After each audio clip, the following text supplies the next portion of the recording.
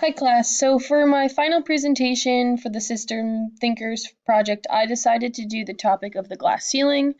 So I do have a little bit of a background slide just because my topic isn't specifically related to a sustainability aspect. However, it is for an interest that I am interested in. So I decided to create a model on the glass ceiling. So for those of you that don't know what the glass ceiling necessarily is, dictionary.com defines it as an unofficially acknowledged barrier to advancement in a profession, especially affecting women and members of minorities. So, a little bit more background. I'm a business administration major here at Winona State. I have a minor in sustainability. I started off as environmental science, so I had some credits towards it. But the glass ceiling is specifically something that we do talk about and address as a problem or a challenge faced in a system, specifically in the business world.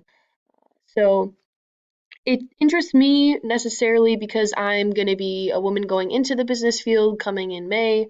Um, Especially a lot of our female professors here on campus in the business administration department, they speak on behalf of it.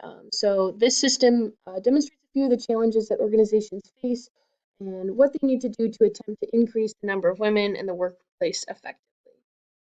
So a little bit more background on my model construction before I show you my final model. The stocks listed there are the main points for the flows in the converter. So my main stocks are the increase the number of women in the workplace, the hiring of new members, the representation of women in the organization, women in leadership. And I'm going to show you my final model quick, and then I'll point out a few more things to explain the flows and the converters a little bit more specifically. So here's a picture of my final model. So starting off, we have the company reputation on the left-hand side.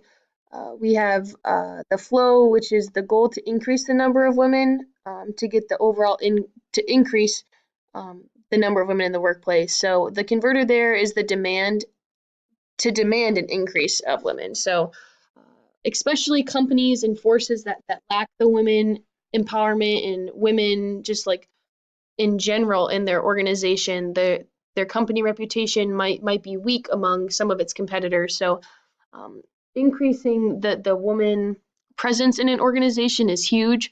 So once you increase the number of women in the workplace with that goal, you're going to need to hire new women. So one of the converters there is going to be the applications of women with the flow of the interview process.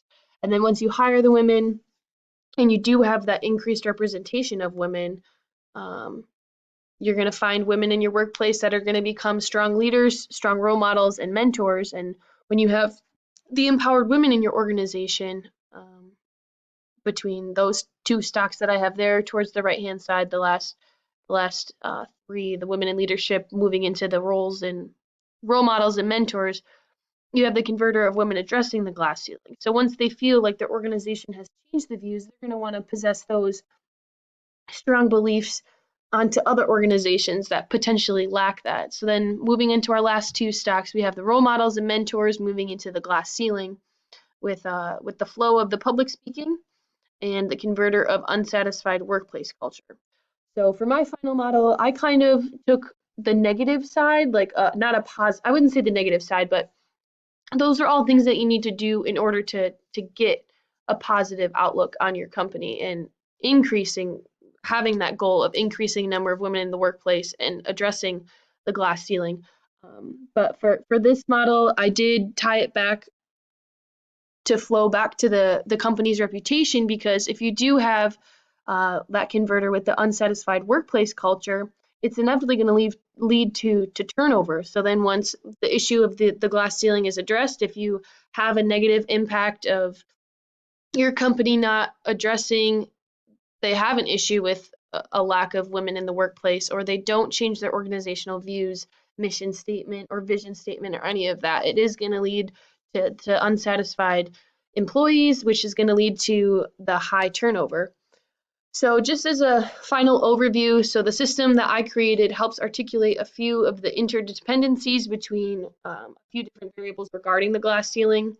So for example, the goal of the organization wanting to increase the number of women in the workplace, they're going to have to go through an interviewing process. They're going to have to hire those qualified personnel, have them accept the position. They're going to need to make sure that the organizational aspects, they all, or the organization in general, does support and their views follow that, which will then inevitably empower women to stand up and speak on behalf of this issue, or have other organizations tie in and follow the lead that their company did. So for this example, I did explain that I drew it back that if those two tasks that were at hand, which were increasing the number of women in the workplace and bringing organizational awareness to the glass ceiling, if both of those fail, it will inevitably lead to a high turnover. So thank you for watching my final project for the systems thinker on the glass ceiling and women in the workplace.